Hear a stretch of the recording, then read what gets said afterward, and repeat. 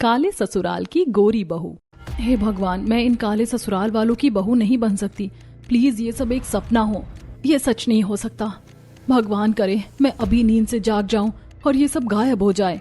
सिया का गृह प्रवेश हो रहा था और वो अपने ससुराल के दरवाजे पर खड़ी होकर ये सब सोच रही थी। उसका चेहरा उतरा हुआ था। उसके सामने उसकी सास लता, ससुर सुरेश और नंद सुमन खड़े थे। सब के सब काले थे। उसका पति अमित वो भी सांवला था, जबकि सिया गोरी चिट्टी बिल्कुल अप्सरा जैसी सुंदर थी। अरे बहू कहाँ खो गई? ऐसे चौखट पर नहीं रुकते। शुभ मुहूर्त बीता जा रहा है। कलश गिराकर घर के अंदर प्रवेश कर और हमारे घर को रोशन कर दे। क्या मतलब ये कोई सपना नहीं है? अब ये मेरी जिंदगी की हकीकत है। भगवान, मेरी तो किस्मत ही फूट गई। आखिर सिया की शादी इस काले ससुराल में कैसे हो गई? वो अपने ससुराल वालों को इतना नापसंद क्यों करती थी और उसे काले लोगों से इतनी चिढ़ क्यों थी? ये जानने के लिए चलिए समय में थोड़ा पीछे चलते हैं। उफ, मैं कितनी खूबसूरत हूँ। मेरी आंखें, मेरे बाल और ये गोरा रंग। लगता है भगवान ने मुझे फुर्सत में बैठ कर तराशा है। चांद में भी दाग है, पर मुझ में तो कोई कमी ही नहीं है। सिया आईने के सामने खड़े होकर खुद को निहार कर अपनी तारीफ कर रही थी। तभी उसकी बुआ सुशीला हाथ में जूस का गिलास लेकर कमरे में आती है। अरे ओ ड्रामेबाज, कब तक यूं ही आईने में खुद को निहारती रहेगी? कॉलेज नहीं जाना है क्या तुझे? बुआ, आप तो जानती है मैं कितनी खूबसूरत हूँ। जितना भी देख लूं मेरा तो दिल नहीं भरता। रहने दे, ज्यादा इतरा मत। रूप का इतना घमंड अच्छा नहीं होता। चल जल्दी जूस पी और कॉलेज जा। लेट हो रही है तू। क्या बुआ, आप तो मुझे जानती है ना। बचपन से माँ की जगह आपने ही मुझे पाल कर बड़ा किया है। आप ऐसी बातें कैसे कर सकती हैं? अच्छा सॉरी बेटा, मैं अब ऐसी बातें नहीं करूंगी। सिया जूस पीती है, अपना बैग उठाती है और एक हीरोइन की तरह एटीट्यूड में कॉलेज के लिए निकल जाती है। सिया ने शॉर्ट टॉप, जीन्स और हाथ में बैंगल्स पहने हुए थे। वो जैसी कॉलेज में एंट्री लेती है उसके बाल हवा में उड़ने लगते हैं। कॉलेज के सभी लड़के मुड़ मुड़ कर सिर्फ उसे ही देख रहे हैं।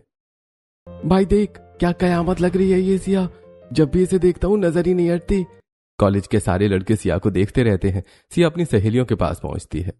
यार सिया, तू तो सच में गजब ढा रही है। देख ना, कॉलेज के सारे लड़के तुझे ही घूर रहे हैं। मैं हूँ ही इतनी सुंदर कि सबकी नजरें मुझ पर ही टिकेंगी ना। अब मैं क्या करूँ, भगवान ने रूप ही ऐसा दिया है।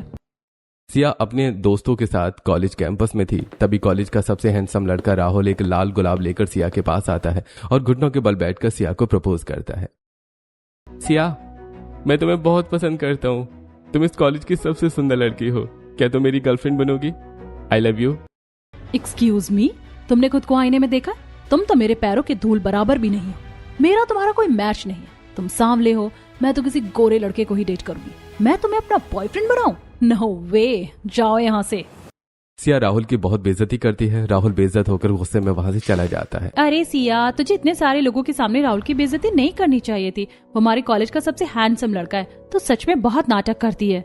हाँ तो क्या हुआ, मुझे वो बिल्कुल पसंद नहीं है। मैं इतनी सुंदर हूँ, इतनी गोरी हूँ, मुझे तो कोई भी आसानी से मिल जाएगा। मैं किसी भी अरे गहरे के साथ कॉम्प्रोमाइज नहीं करने वाली। सिया अंजलि नाम की लड़की की तरफ इशारा करती है।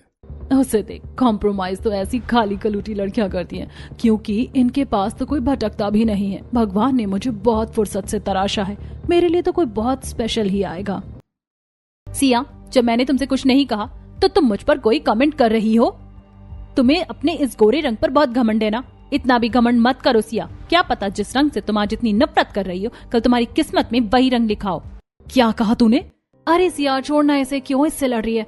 चल क्लास का टाइम हो गया है। सिया की दोस्त उसे वहां से ले जाती है। सिया के पिता रमेश अपने ऑफिस में बैठे थे। उनके सामने उनका बिजनेस पार्टनर सुरेश बैठा था। सुरेश बहुत काला था, वो काफी परेशान लग रहा था। क्या बात है सुरेश भाई, आज आप बहुत परेशान लग रहे हैं।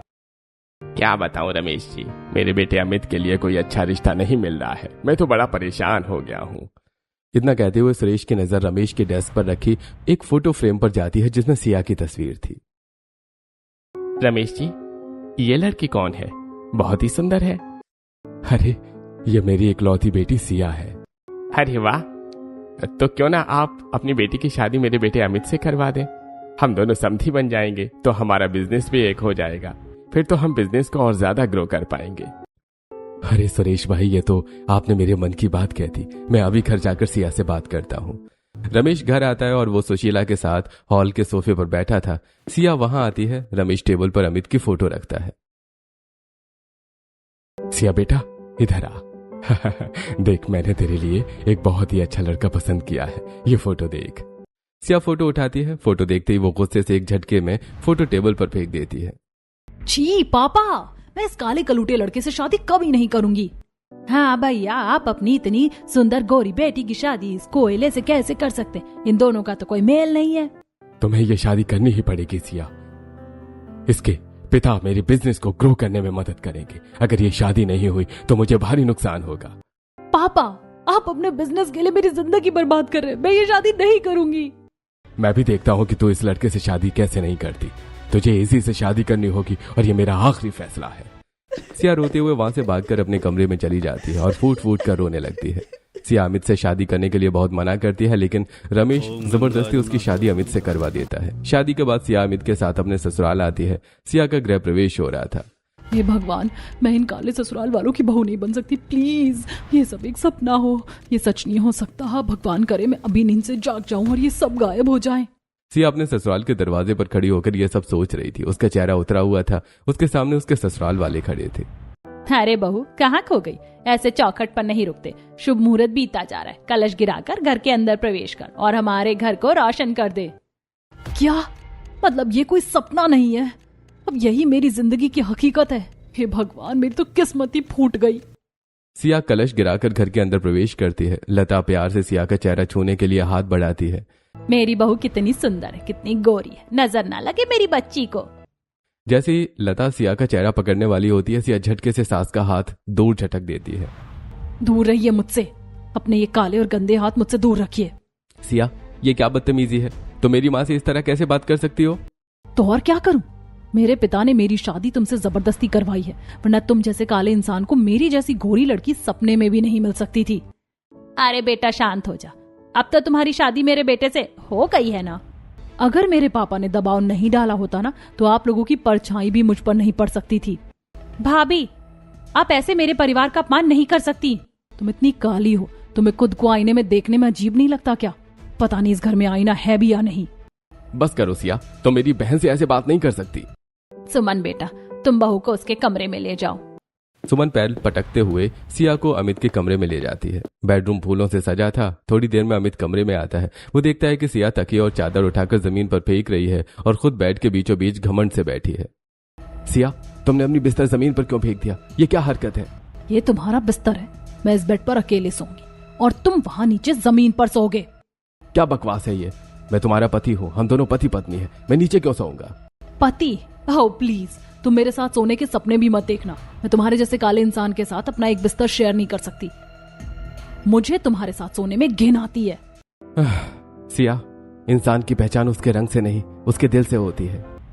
मुझे लेक्चर मत दो।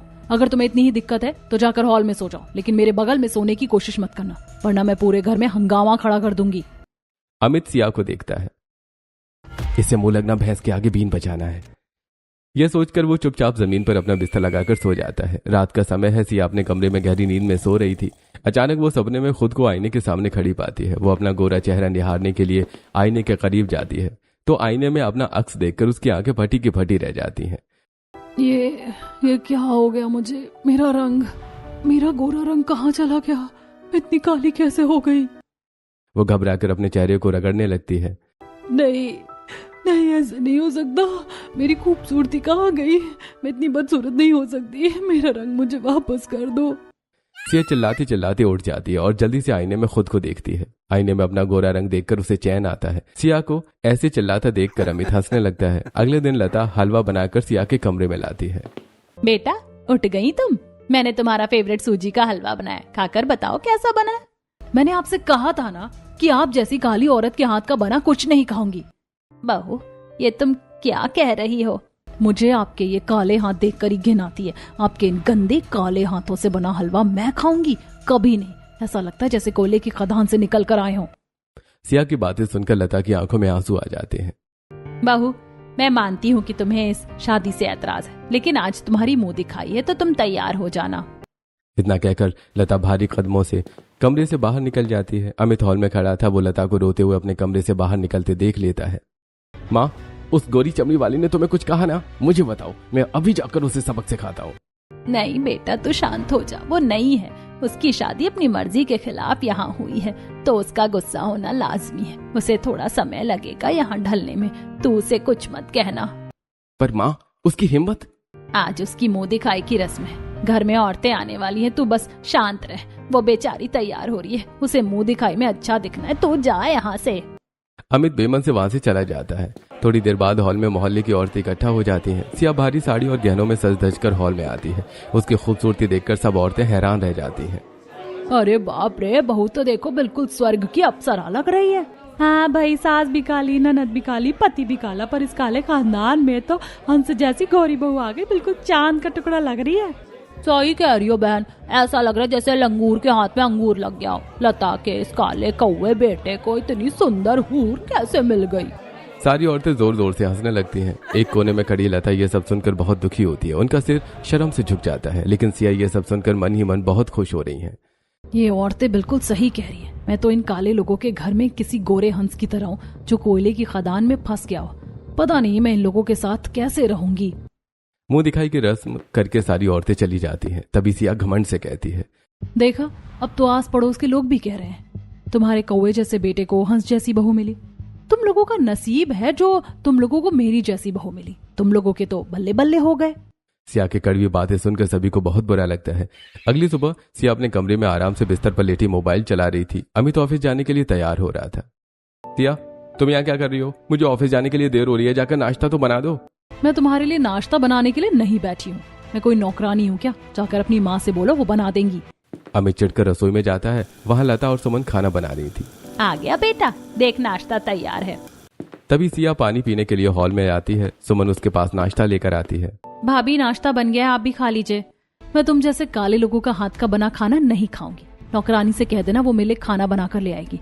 वो तुम लोगों की तरह काली नहीं है। इतना कहकर सिया मुंह बनाकर अपने कमरे में चली जाती है। कांताबाई सिया का खाना बनाकर उसके कमरे में ले जाती है। ये मेम साहब तो कितनी घमंडी है। इसके ससुराल वाले काले हैं तो ये उन्हें कुछ समझती नहीं है। ना उनके हाथ का बना खाना खाती है और ना उनके साथ बैठकर खाती है। ओ कांताबाई, क्या सोच रही हो? जल्दी से मेरा नाश्ता ला कर दो। कांताबाई नाश्ता देती है। सिया नाश्ता कर लेती है। सिया के नाश्ता करने के थोड़ी देर बाद लता सिया के कमरे में आती है। बहू, मैं और सुमन बाजार जा रहे हैं कपड़े खरीदने, तुम भी चलोगी क्या? सुमन के लिए कपड़े लेने हैं, तुम भी अपने लिए कुछ ले लेना। ठीक है, मैं भी चलती हूँ, घर में वैसे भी बोर हो रही हूँ। तीनों बाजार में एक कपड़े की दुकान पर पहुँचती हैं। दुकानदार सिया को देखकर खुश हो जाता है। अरे आइए आइए मैडम, आइए, आपके लिए तो एक से बढ़कर एक सूट है हमारे पास। अरे बहन जी, आपकी बहू तो बहुत सुंदर है। आपके बेटे की तो लॉटरी लग गई जो इतनी गोरी बीवी मिली। हाँ भाई, इसे कहते हैं किस्मत। सिया ये सुनकर बहुत इतराती है। सुमन उदास होकर कुछ कपड़े देख रही थी। उसे एक सूट पसंद आता है। भाभी, ये देखिए ना, ये रंग मुझ पर कैसा लगेगा? सुमन, तुम इतनी काली हो कि तुम पर कोई भी रंग जचेगा ही नहीं। तुम्हारे ऊपर तो हर रंग ऐसा लगेगा जैसे भैंस के ऊपर कोई चादर डाल दी हो। तुम कोई भी रंग ले लो, सब तुम पर एक जैसे ही भद्दे लगेंगे। सिया की बात सुनकर सुमन का चेहरा उतर जाता है। वो चुपचाप सूट वापस रख देती है। लता को यह देखकर बहुत दुख होता है, पर वो चुप रहती है। सिया अपने लिए कपड़े खरीदती है और लता सुमन को अच्छे कपड़े दिलवा देती है। अब शॉपिंग हो गई है तो चलो घर चलते हैं। तीनों शॉपिंग करके कपड़े की दुकान से बाहर आती हैं। बाहर तेज धूप थी। सिया अपने बैग से एक बहुत ही सुंदर और रंग बिरंगा छाता निकालती है और पूरे नखरे से छाते के नीचे चलने लगती है, जबकि उसकी लता और सुमन भारी शॉपिंग बैग्स उठाए तेज धूप में उसके पीछे पीछे चल रही हैं, जिसे देखकर कुछ औरतें हंसने लगती हैं। अरे देखो जरा, गोरी बहू कैसे छाता तानकर महारानी की तरह आगे आगे चल रही है। हाँ, और बेचारी सास और ननद नौकरानियों की तरह धूप में सामान ढो रही है। इस गोरी बहू के नखरे तो देखो। गलती तो इन लोगों की है। अब गोरी बहू लाएंगे तो उसके नखरे भी तो उठाने पड़ेंगे ना। सिया ये सब सुनकर खुश होती है और अपनी कार में जाकर बैठ जाती है। जब लता और सुमन कार में बैठने के लिए आती हैं तब, आप लोग कार में मत बैठिए। मैं आप जैसे काले लोगों के साथ एक ही कार में नहीं बैठूंगी। आप लोग ऑटो करके घर आ जाइएगा। इतना कहकर सिया ड्राइवर के साथ कार में चली जाती है और अपनी सास और नंद को बाजार में छोड़ देती है, जिसे देखकर आसपास की औरतें हंसने लगती हैं। ऐसे दिन गुजरते हैं। एक दिन सुमन अपने कमरे में अपने चेहरे पर कॉफी और मुल्तानी मिट्टी का फेस पैक लगाकर बैठी थी। यार, आइसक्रीम खाने का बड़ा मन हो रहा है, जाकर आइसक्रीम खाती हूँ। वो आइसक्रीम खाने के लिए रसोई में आती है। तभी सिया हॉल से गुजरती है और सुमन को देखती है। ओ माय गॉड, मुझे तो लगा घर में कोई भूतनी आ गई है। ये क्या पोत रखा है तुमने अपने मुंह पर? पहले से इतनी काली हो, अब और काली लग रही हो। भाभी, ये फेस पैक है, वो बाजार में धूप से बहुत टैनिंग हो गई थी ना, इसलिए टैनिंग हटाने के लिए लगाया है। टैनिंग? जो पहले से ही तवा हो उसे टैनिंग का क्या डर। अरे तुम चाहे कितना भी फेस पैक लगा लो, कोयला ही रहोगी। पाउडर लगाने से कौवा कभी हंस नहीं बनता। सिया की बातें सुनकर सुमन की आंखों में आंसू आ जाते हैं। वो अपनी आइसक्रीम वहीं छोड़कर रोते हुए अपने कमरे में भाग जाती है। लता पीछे से आती है और सुमन को रोता देखकर दुखी होती है। वो सुमन के कमरे में जाती है। मत रो मेरी बच्ची, देख सिया को अपनी खूबसूरती का घमंड है, लेकिन याद रख, इंसान के चेहरे के रंग से ज्यादा उसका मन साफ होना जरूरी है। अमित ऑफिस से लौटता है। आज वो बहुत खुश था। उसने अपने हाथ पीछे छुपाए हुए हैं। सिया बिस्तर पर बैठी है। सिया, अपनी आंखें बंद करो, मैं तुम्हारे लिए कुछ लाया हूँ। सिया मुंह बनाकर आंखें बंद करती है। वो एक बहुत ही महंगी और सुंदर साड़ी लेकर आता है। सिया देखो, मैं तुम्हारे लिए ये साड़ी लाया हूँ। साड़ी तो अच्छी है, इसे मैं रख लेती हूँ, लेकिन रुको, मेरे पास भी तुम्हारे लिए कुछ है। सिया उठकर अलमारी के पास जाती है और वहां से एक टैल्कम पाउडर का डिब्बा निकालकर अमित के हाथ में पकड़ा देती है। ये लो, तुम्हें इसकी सख्त जरूरत है। इसे अपने चेहरे पर रगड़ा करो, शायद तुम्हारा एक कोयले जैसा काला रंग थोड़ा सफेद हो जाए। इस बार अमित का सब्र का बांध टूट जाता है। वो पाउडर का डिब्बा जमीन पर पटक देता है। गोरे रंग पे न इतना गुमान कर, गोरा रंग 2 दिन में ढल जाएगा। मैं शमा हूँ तू है परवाना, मुझसे पहले तू जल जाएगा। बस बहुत हुआ सिया, तुमसे तो बात करना ही बेकार है। तुम इंसान को इंसान नहीं समझती, तुम्हारे अंदर सिर्फ जहर भरा है। मुझे भी कोई शौक नहीं है तुम्हारे साथ प्यार का रिश्ता निभाने का। तुम्हें जैसे रहना है रहो। अमित कमरे से बाहर निकल जाता है। सिया बिना किसी परवाह के फोन चलाने लगती है। अगले दिन घर की घंटी बजती है। सुमन दरवाजा खोलती है। बाहर सिया के कुछ कॉलेज के दोस्त खड़े थे। वो सुमन को बहुत ही अजीब नजरों से देखते हैं। तभी सिया एक बहुत ही स्टाइलिश ड्रेस पहनकर बाहर आती है। वो बेहद खूबसूरत लग रही थी। वाह सिया, तुम तो पहले से भी ज्यादा गॉर्जियस हो गई हो। यार सिया, तूने इस घर में शादी कैसे कर ली? ये लड़की तो बिल्कुल अंधेरी रात जैसी है, तो इसके साथ कैसे रहती है? अरे छोड़ो यार, मेरी किस्मत ही खराब थी। तुम लोग बताओ कैसे आना हुआ? यार आज शाम को कॉलेज का रीयूनियन पार्टी है, हम तुझे इनवाइट करने आए थे, तुझे आना ही होगा। तभी लता रसोई से एक ट्रे में जूस के गिलास लेकर बाहर निकल ही रही थी कि सिया उसे रसोई में जाकर उसके हाथ से झटके से जूस का ट्रे छीन लेती है। आप ये किसके लिए लेकर आ रही हैं? ये मेरे दोस्त हैं। आपके इन काले हाथों का छुआ जूस इन्हें सूट नहीं करेगा, आप जाइए यहाँ से। लता शर्मिंदा होकर वहां से चली जाती है। तभी सुमन बाहर से एक पार्सल लेकर आती है। भाभी, आपका पार्सल आया है। यार सिया, तेरी सास भी काली, तेरी नंद भी काली। हमें तो डर लग रहा है कि तेरा पति कैसा होगा। पक्का वो भी काले कौवे जैसा होगा। समीत की बातें सुनकर सभी हंसने लगते हैं। तभी पीछे से दरवाजा खुलता है और अमित अंदर आता है। उसने सब कुछ सुन लिया था। क्या हो रहा है यहाँ पे?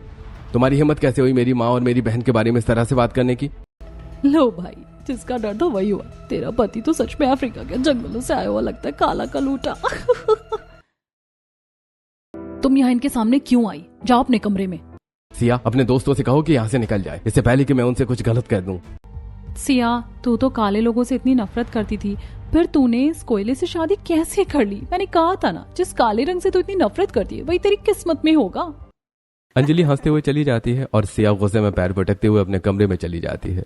रात का समय है। डाइनिंग टेबल पर खाना लगा है। सिया कमरे से बाहर नहीं आई है।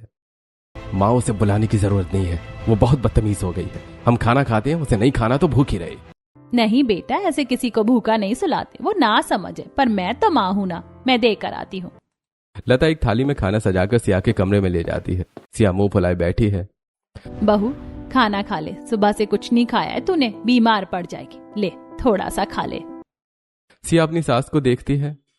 एक पल के लिए उसे उनकी ममता देखकर अजीब सा महसूस होता है। उसे लगता है कि ये कितने अच्छे लोग हैं, लेकिन उसका घमंड तुरंत वापस आ जाता है। नहीं, ये काले लोग बहुत गंदे होते हैं। ये सब सिर्फ नाटक है मुझे फंसाने का। मैं इनकी बातों में नहीं आऊंगी। रख दीजिए वहां, मुझे जब भूख लगेगी मैं खा लूंगी। लता खाना रखकर चली जाती है। अमित कमरे में आता है, सिया को पूरी तरह से नजरअंदाज करता है और चादर तानकर सो जाता है। सिया को अमित का ये इग्नोर करना बहुत चुभता है। अगले दिन लता, कल सिया बहू का बर्थडे है, मैं उसका बर्थडे बहुत अच्छे से मनाना चाहती हूँ। अमित, बर्थडे पार्टी की तैयारी अच्छे से करना। ठीक है माँ। आज सिया का बर्थडे है। लता ने अपनी बहू को खुश करने के लिए घर में एक शानदार पार्टी रखी है। डीजे लगा है, अच्छा खाना बना है। सिया के कॉलेज के सारे दोस्त आए हुए हैं। सिया ने रेड कलर की बहुत ही खूबसूरत स्लीवलेस ड्रेस पहनी है। पार्टी में राहुल भी आया है। हैप्पी बर्थडे सिया, तू तो आज भी कयामत लग रही है। सिया मुस्कुराकर धन्यवाद कहती है और कुछ काम से अपने बेडरूम में आती है।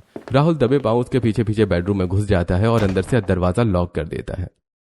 राहुल, तुम यहाँ क्या कर रहे हो? तुमने दरवाजा क्यों बंद किया? सिया, तूने मुझ जैसे हैंडसम और गोरे लड़के को रिजेक्ट कर दिया और उस काले कलूटे से शादी कर ली। क्या दिख गया तुझे उस काले में?